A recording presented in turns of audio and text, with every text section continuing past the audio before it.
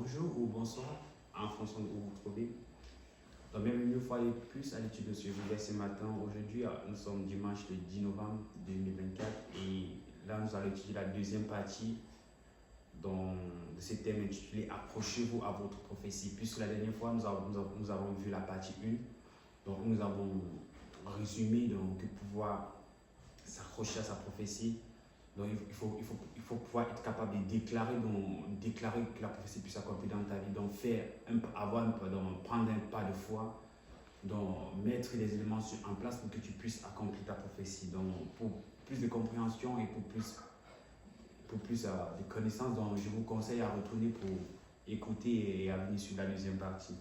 Et notre verset de mémoire est tiré dans le livre de Colossiens, chapitre 3, verset 2. Colossiens, chapitre 3, verset 2. Donc, si vous allez, on peut prendre ensemble.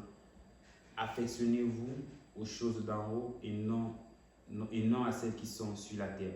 Colossiens 3, verset 2.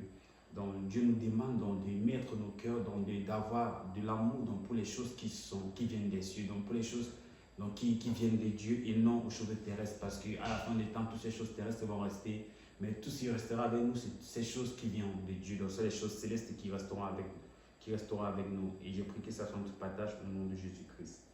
Et notre passage biblique est tiré dans le livre de Matthieu, chapitre 6, verset 19 à 22. Matthieu, chapitre 6, verset 19 à 22. Le verset 19 nous dit: Ne vous amassez pas des trésors sur la terre, où la teigne et la rouille détruisent, où les voleurs percent et dérobent. Verset 20. Mais amassez-vous des trésors dans les cieux, où la teigne et la rouille ne détruisent point, et où les voleurs ne percent ni dérobent. Verset 21.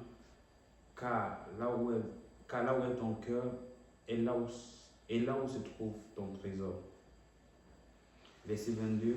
L'œil est la lampe du corps. Si les yeux sont en bon état, ton corps sera éclairé.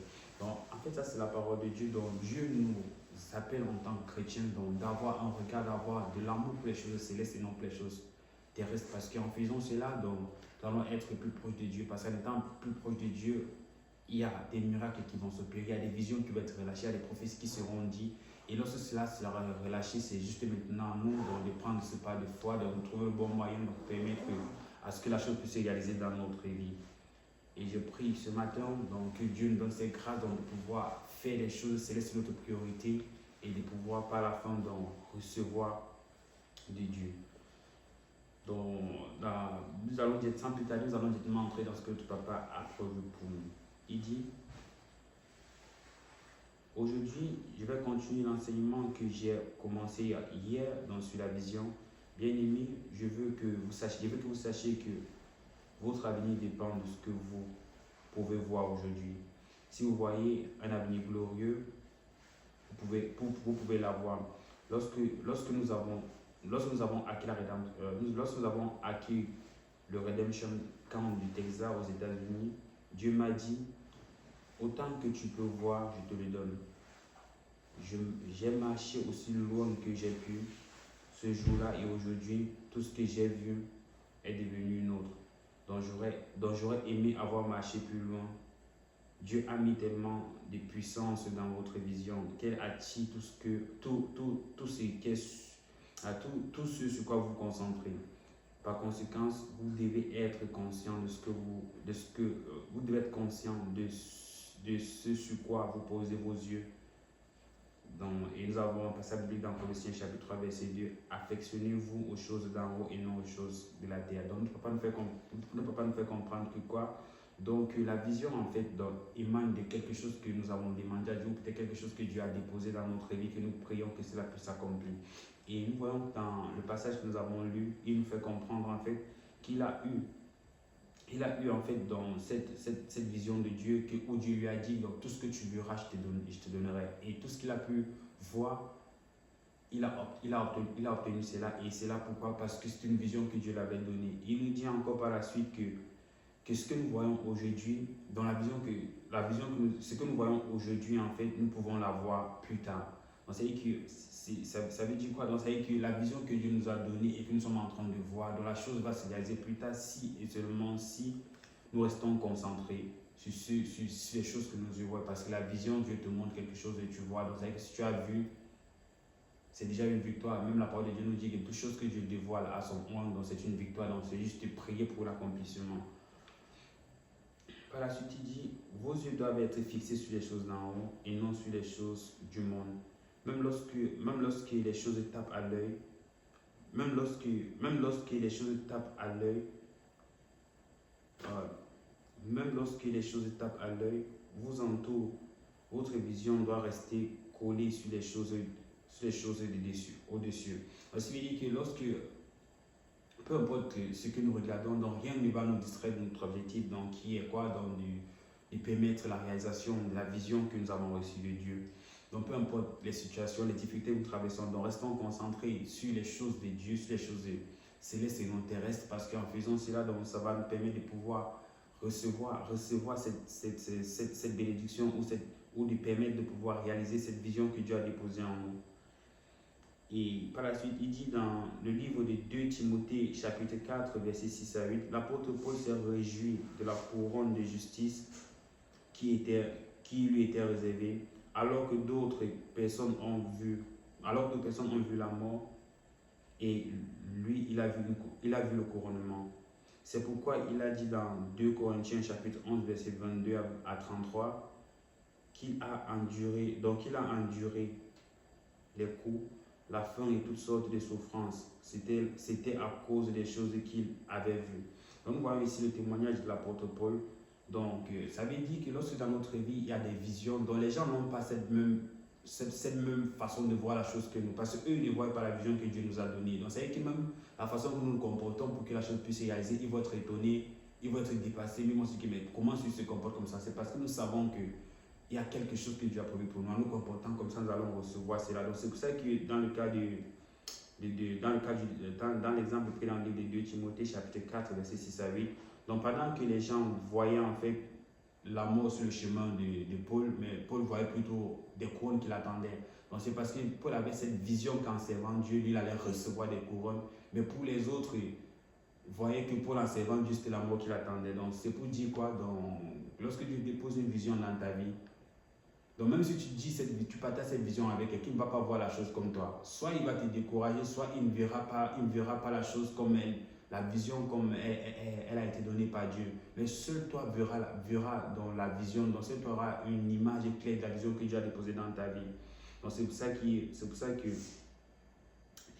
que dans la partie 1, notre papa a dit que quand Dieu donne une vision, donc, à toi qui as donné la vision, donc tu n'as pas la même perception de la chose que celui à qui tu as raconté la vision. Donc c'est pour ça que vous ne pouvez pas vous comporter de la même façon face à la vision. Et nous avons vu que c'est l'exemple de Joseph. Donc les autres auront dit que même si plus que la femme, en fait la femme du roi l'avait proposé de coucher avec lui, mais lui il a refusé. Mais pourtant les autres allaient dire non, on ne te voit pas, tu peux coucher avec elle et après tu continues ta vie, c'est bien. Mais lui il a refusé parce qu'il savait qu'en couchant avec elle, le plan de Dieu, la vision que Dieu avait déposée dans sa vie n'allait plus s'accomplir. Donc vous voyez que c'est allé que si moi j'allais saisir ma chance et après tu finis, tu passes à côté de la vision de Dieu. Donc c'est pour ça que parfois lorsque Dieu dépose des visions dans notre vie, concentrons-nous sur cette vision, concentrons-nous sur les choses d'en haut, les choses célestes, parce qu'en faisant cela, nous allons faciliter l'accomplissement de cette vision. Bien-aimés, ne vous concentrez pas sur les possessions et les titres terrestres. Si les choses que vous voyez sont des choses périssables, tout ce que vous obtiendrez sera périssable. C'est pourquoi la Bible nous dit dans Matthieu chapitre 6, verset 18 à 19, que nous devons déposer nos trésors dans les cieux, où ils ne peuvent pas être détruits. Donc je pense que c'est dans notre passage biblique dans notre passage dans le verset 21, dans Matthieu chapitre 6, verset 21, il nous dit en fait où se trouve ton cœur, où se trouve ton trésor. Donc c'est juste comme ce papa insiste ce matin, donc que nous puissions en fait déposer notre trésor dans le ciel, afin que notre attention soit vers notre trésor qui est au ciel. En faisant cela, nous allons être plus concentrés sur les œuvres de Dieu. Et en faisant cela, nous allons pouvoir permettre à l'Éternel d'agir facilement dans notre vie aussi et de faciliter l'accomplissement de la prophétie. D'autre part, si vous voyez au-delà des choses périssables, vous obtiendrez à la fois des choses périssables et des choses impérissables. Voici ce que la Bible dit dans Matthieu chapitre 6, verset 33. Cherchez premièrement le royaume et la justice de Dieu. Toutes ces choses vous seront données par-dessus tout. Donc ça veut dire quoi? Donc ça veut dire que si nous cherchons les choses en fait qui viennent de Dieu, donc nous aurons toutes choses, les choses périssables et impérissables. Donc ça veut dire que nous allons commencer à vivre notre paradis sur terre avant de continuer la suite plus tard. Donc ceci veut dire que, comme notre papa nous a dit, donc pour que nous puissions nous accrocher à notre vision et ne pas perdre espoir, donc focalisons-nous sur les choses célestes. Focalisons-nous sur les œuvres de Dieu. Focalisons-nous en fait sur notre relation avec Dieu. Parce qu'en faisant cela, donc, nous allons pouvoir bâtir cette relation avec Dieu qui fera en sorte que nous allons trouver facile, donc nous allons rendre facile en fait l'accomplissement de la vision que Dieu a déposée dans notre vie. Donc en faisant cela, donc, nous allons pouvoir glorifier Dieu au travers de cela.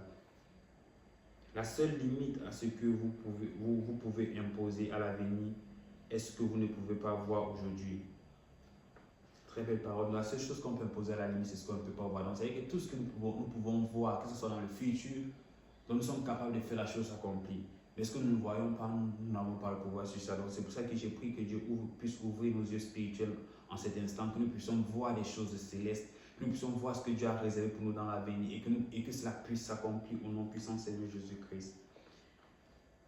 Les choses que vous pouvez voir vous pousseront à prendre toutes les mesures nécessaires pour les atteindre. Bien-aimés, il n'y a rien de mieux que de fixer les yeux sur Dieu, parce que c'est quand vous l'avez que vous avez le reste. Donc j'ai pris que notre regard puisse être fixé sur Dieu et que nous allons faire cela dans tout ce qui viendra dans notre vie. Toutes les bonnes choses qui se passeront dans notre vie viendront directement de Dieu, et que cela soit notre partage au nom de Jésus-Christ. Dans le point de réflexion, nous dit: sur quoi vos yeux sont-ils fixés?